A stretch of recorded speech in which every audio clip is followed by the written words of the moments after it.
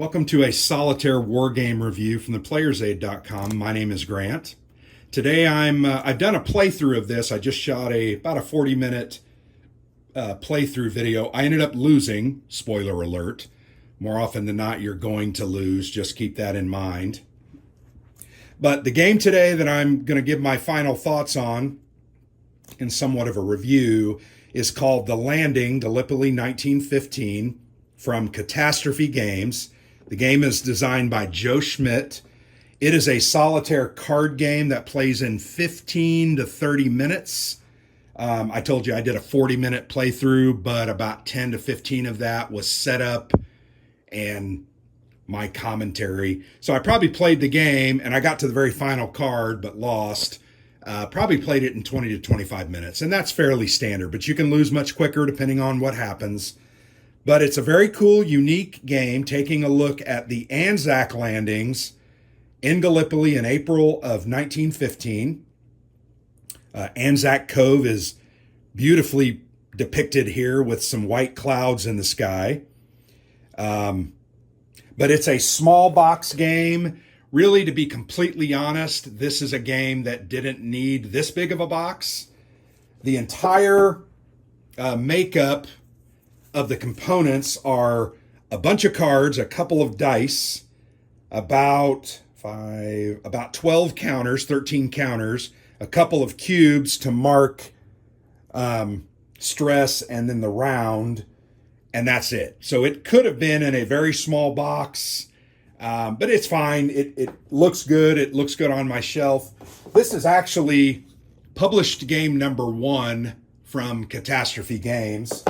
It is, I have probably 4 or 5 of their games, and they're all very interesting, unique, and fun. Very much enjoy them, so I very much enjoyed this game. Spoiler alert. So this game is about, you are playing as the 11th Australian Battalion on the morning of April 25th. You are landing under heavy enemy fire onto the beach at Anzac Cove. You are attempting to move your units together, coordinating movement, through 6 additional terrain cards plus the beach, a total of 7, to arrive at the last spot and destroy all of the Ottoman defenders in that card along with their pesky 57th Regiment sergeant. Very, very hard to beat them. You really have to get lucky, and that's all right. I'm okay with a game that has luck as long as it plays in 15 to 20 minutes, and that's exactly what this thing does. So it works. But you've got units. You have different types of units. You have an Australian unit. You have 4 of those. This is their fresh side, and this, flipped over, is their unnerved side. You also have a Lance Corporal, depicted by this character. He's going to land with the troops. He has a number of spirit, which think of spirit as courage, leadership, luck on his card. And when he takes 3 stress or 3 hits, he's going to die. More often than not, he does die. Just going to let you know that. You also have a reserve battalion from Auckland. So you've got some New Zealanders, some Kiwis that are coming up at noon and landing on the beach, and you've got to get kind of coordinated with them because they give you advantages to movement, and movement in this game is probably one of the more difficult parts. So you have to get everybody together and move as a unit. You don't have to move everybody. You can leave 1 or 2 guys behind, but you're risking that. But it's tough not to just keep moving. You're going to have a number of Anzac operations cards you're going to play. The game is played out over, let me turn to this section of the rules. Oh, and by the way, there are 4 pages of rules. It's like a little rules pamphlet, for lack of a better word. There are 3 rounds, dawn, noon, and dusk. Each of those rounds is made up of 4 turns, which equates to 4 plays of Anzac operations cards, followed by a play of an Ottoman operations cards at the end of the round, and then you go into what is called close combat, do that, and then you start it all over until you've played all 4 cards of both sides, and then you do the final close combat. Fairly simple. Sequence of play is very simple. It moves along. Here are the terrain cards. There are 9 terrain cards that you are going to shuffle and randomly deal face down, so you don't know what terrain it is, in this line to build the board. So we're going to put 1, 2, 3, 4, 5, and 6. You keep those face down until you attempt to advance into them. The 3 remaining cards are going to be thrown out of the game. Now I'm going to flip these over because I'm going to show you, there's a couple of things. I'm going to show you this one, the neck. Glad the neck's not in there, but that means there is at least a couple of other bad cards in there, but that's okay. We actually kept out 2 of the easier cards. That's just the way the cookie crumbles. In the upper left-hand corner, you have what's called a defensive value. You're going to roll a d6, which is sometimes modified. You're going to reduce your rolled result modified by this number. So you're going to subtract 3. So if you roll a 5 minus 3, you can move 2 units into this space. Easier to move into these units or these terrain because they only have a defense value of 1. You'll also notice in the upper right-hand corner there are red blocks. These represent the number of Ottoman counters that are going to be in that location. So here there will be 2. They will be stationed on the neck until you kill them. Then you can move past them and attempt to move on to the next terrain card. These 3 that aren't used are going to be put out of the game. But the real crux of this game is it is truly a dice chucker, but it is about smartly playing these cards, these limited number of cards, smartly playing them to put yourself in a position to move, potentially do some rifle fire or artillery support fire, remove the Ottomans, continue to move, and then ultimately wipe them up in the close combat phase using some of the better events like bayonets. But as you lose guys, it's going to be harder and harder for you to continue. You're going to roll a number of dice in close combat based on the number of counters you have, including your Lance Corporal, in a close combat, but you never get more than 3. They're more often than not going to get 1 or 2 dice until the very end, and they're then going to get 4 or 5 dice. It's just the way it is. If you get lucky, and what I mean by lucky is if you get some of the more cards here that have additional Ottoman units, you can actually, I think, kill all the Ottoman units because they don't come back except for like 1, and then that last terrain spot's only going to have 1 Ottoman unit potentially with the sergeant. So you're going to have to, hopefully that will happen and you'll get lucky. A couple of cool mechanics that I want to comment on at the beginning of the game. When you start the game out, you're going to take your Australian counters. There are 4 of them. You're going to shake them up and you're going to drop them. And however they land is the way they are going to be placed on the boats card. So in this instance, I dropped all 4 of them. 2 of them are fresh and 2 are unnerved. Now, think of this as they are riding the boats into the cove under artillery fire, rifle, sniper fire. Some of the men are losing their resolve before they even get on to the beach. Now, you can rally them, but that's the way that is going to start. The other aspect of the game is at the beginning of the noon round, the second round of the game, you're going to get your Auckland Battalion, which is 3 counters, and you're going to do the same thing for them. You're going to drop them. Okay, I got 2 unnerved and 1 fresh. Unnerved means if they take a hit, they're going to die. Fresh means they can take a hit and flip to their unnerved side, and then they can take another hit before they are destroyed. But in the noonday, you're then going to put them on the beach. You're also going to add this Indian artillery card into your operations card. So this is going to give you some artillery firepower to potentially kill Ottomans that you can't take out at that moment, because close combat comes at the end of each card played and all 3 actions associated with it. So if I am in a space with 2 or 3 Ottoman counters, I play a card, 3 actions. I can't rally because I'm in a space with Ottoman. If I don't have a fire, artillery, or a rifle fire card, I can't shoot them. I'm going to ultimately be having to surrender all of my actions. You don't want that to happen, so you really need to think that through. Your actions. You only have 2 different actions. You can advance. I already talked to you about rolling a die, checking the terrain value. The other one is you can rally. You're going to roll a die, a d6. Everything's a d6 in the game. You're going to roll a d6 and hope for a 2 or higher. I rolled a 1, of course. Oh, I rolled a 6. So if you roll a 2 or higher, you can rally one guy. You can flip one guy from his unnerved side over to his fresh side.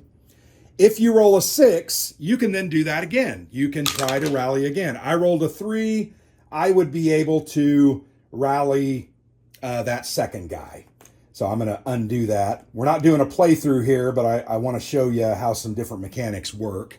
So rally's kind of cool, as is the advance. Now, some of these cards end up helping you with advances, rallies, attacks, bayonet charges, and other things. But you also have 2 fear cards in your deck. These fear cards have no effect other than they totally cancel your turn. You lose all 3 actions that turn and have to go to the Ottomans, who are going to play, I'm going to draw them 4 cards, one of their 4 cards in the Ottoman phase of the game. So we're going to go ahead and shuffle these, and now I know that I've looked at the 2 fear cards are at the bottom. Let's hope that so we're going to draw 4 of those. We're going to put the other 2 aside. That's the worst draw ever. But you can see I have 4 cards, and that leads to 4 turns. And you want to play these in an order that is the most beneficial to you. A lot of the Ottoman cards play off of Ottoman counters that are actually on the terrain cards themselves. So if I draw 2 fear cards, I'm probably going to play these automatically, which just means I lose my turn, and then we go on to the Ottoman phase. Oh, look, they drew a fear card. They lose their turn. Once this card is played in the Ottoman deck, it is removed, as is one of these. This fear is removed. The other one, which is here, will end up staying and enduring. But I went ahead and did that, and I probably would go ahead and play my second fear and just draw another Ottoman card. So this Ottoman card says roll 1 die. A result of 3+ deals a stress. Stress is always dealt to the Lance Corporal. If he is dead, a stress equates to a hit for troops. So we're going to roll a 6-sider, and a result of 3+ will add a stress. So that's most likely going to happen. I rolled a 5, we would take a stress. And then that card is done. Then we can decide, okay, let's see what we're going to do. I need to advance onto the beach. So I'm going to go ahead and play my rifle fire, which the event does nothing for me. If I use that event, it uses one of my actions. I have no target, so I'm not going to use that. So I'm going to go ahead and advance. I don't gain any bonuses. I roll a 6-sider. I roll a 4, -0 for this terrain. I can move 4 guys up. So I'm going to move 3 with my Lance Corporal. So that's my first action. Now my second action, I'm going to try to move this guy up. I rolled a 3. He gets to move up. So now I have a choice. I can't dawdle. The game is partly press your luck, so moving is important. But I'm wounded, and I know next turn my Auckland battalions are going to come.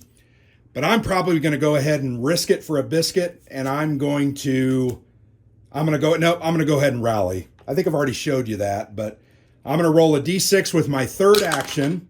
I rolled a 2, so I do get to flip 1 over to fresh. And that is now the end of that card. We pull another Ottoman operation. They're going to do rifle fire, roll a d6. 4+ deals a stress.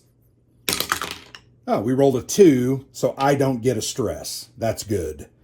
Then we go back. I've got my final card. I'm going to play this. Now, bayonets is special when you play bayonets, it is understood that it lasts until you get into close contact and close combat. So it's going to allow you to deal a hit on a 4, 5, or a 6 in close combat, where normally it's a 5 or a 6. So I'm going to play that. That's going to give me 3 actions. I'm going to try and advance into this terrain. Okay, Russell's top. We put 1 Ottoman. It has a result of 2. I'm going to roll. I rolled a 1. That's a negative result. I can't move. Second action, I'm going to attempt to move. 4 minus 2. I only get 2 guys to move up.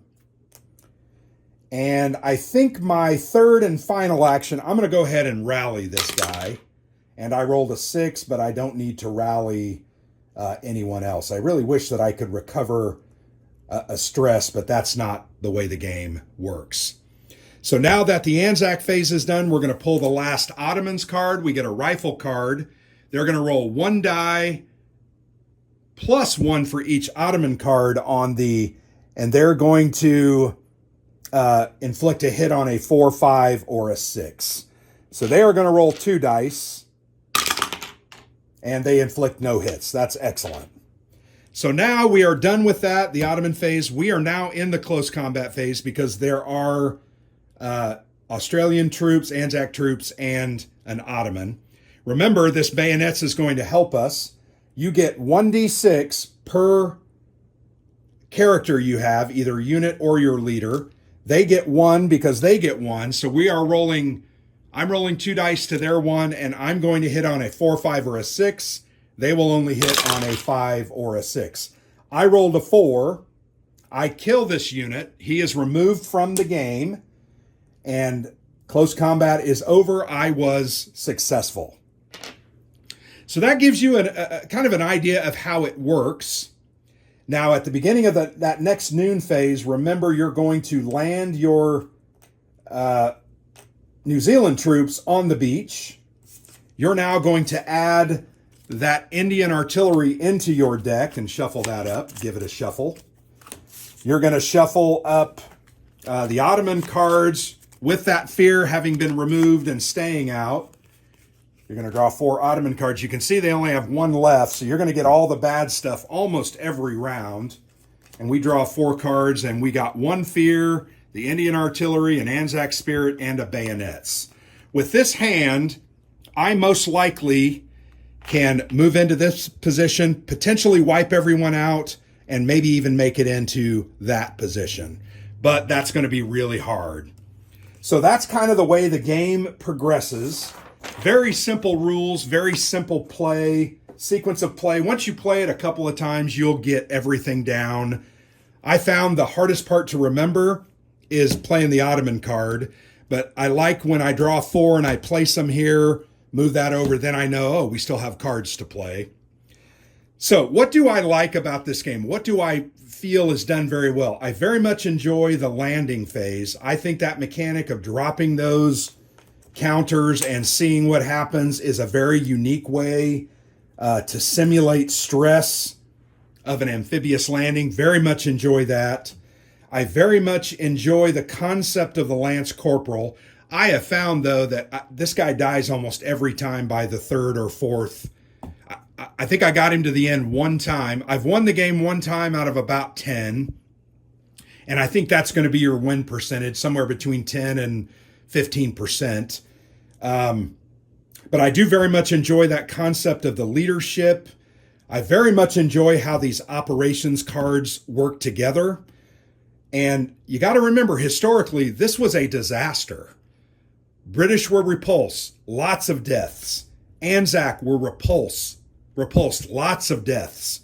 The Ottomans held, they were dug in, they had artillery. The British and the Anzac had naval bombardment support and some artillery, but they had to fight up the hills, through the barbed wire, and through the trenches, and it was just really, really hard. So I think this really mimics the historical element of the game very, very well. I think those 2 things are done very, very well. Couple of things that I don't like. It is very dependent on dice luck, as you've seen. I wish there was a way to mitigate some of those rolls, and there is. With the advance, you've got to have Aussie and New Zealand troops moving together to gain that +1. You've got to use your Anzac Spirit card often to gain that +1. But still, ultimately, I've rolled 1s and 2s before 2 or 3 times in a row, and there's just nothing you can do about it. Unfortunately, that's the way the game is. I wish there was a way to, I don't know, discard a card to add +2 or something. That's my only concern. And I have felt so many times that these Ottomans operation cards are so devastatingly difficult. But I like that. I actually very much enjoy that, and that is not a negative of the game for me. The victory conditions, I enjoy that it's very difficult. You're not going to win this very often. When you get on the last space, whatever Ottomans, let's say you killed, I don't know, you killed 4 Ottoman throughout your travels up here, you're going to place those 2 plus the sergeant. They're ultimately going to have 5 hits that you're going to have to do to inflict to win the game. You've got to clear that of all the troops and the sergeant to win the game. Very challenging. It's just really hard. But it's fun. I enjoy that it plays quickly, and that's part of why I don't mind the dice luck so much. That it doesn't really bother me. One other thing that I really enjoy, and I think is a very interesting phase of the game that you don't necessarily have to do, it's the journal phase. So this phase is your chance to tell your character's story. You can write a letter home or a diary entry. One of my first couple times, I really quickly scratched out an AAR that my commander was sending back to headquarters. I thought that was fun. It gave me an opportunity to kind of reflect on what was going on and think about it. And to be honest, I think the journal phase really made this more about humanity fighting other humanity than a typical war game where I'm just worried about numbers and counters. But I thought about these guys as individuals who were fighting for freedom and liberty and trying to do what was right. And they ultimately ended up having to fight this war at this time and potentially lose their lives. But I very much enjoy that journal phase. It's not necessarily a part of the game that you are required to do, but it is a part of the game and the sequence of play. I just kind of skipped over it because I just wanted to show you how the mechanics work in my playthrough and also here in the review. Great little game, gonna be honest. This costs $25 on their website. You'll get a boxed game, nice quality thick counters, good cards. I like the art. Joe, I think, did the art himself. Very talented individual. It has a definite unique style for sure. But this is a game you can play over and over and over again, and it's kind of that just one more time. I can do it this time. Just one more play. And you play and you get defeated and you have the same feeling at the end. There's something good when that is the case. When I can feel that way after playing a 20-minute game, that means there's some really good things there. And I think there are some good things here in this game. Also, it is on a lesser game subject, frankly. I've played 3 or 4 Gallipoli games. Some of them are monsters, some are middleweight. One of them is a solo game, Ottoman Sunset, which is a very fun and unique game, of which the Gallipoli campaign is literally one little inset in the board itself. Still very fun, though. But I like that it's on a lesser game part of history. I enjoy that Joe did this and put this together. And I've had a great time playing it. I can't believe it took me, I've owned this probably 3 years. 2 or 3 years to play. This came out in 2020. I think I got mine in 22. So it's taken me almost 3 years now to end up playing it. But I very much enjoy it. I hope you've enjoyed the review. I hope you check out the playthrough as well. And I hope you get a chance to acquire a copy. It's $25. Acquire a copy, get it to the table, enjoy it, and let me know your thoughts. If you've played it, let me know what you think. and I very much appreciate it.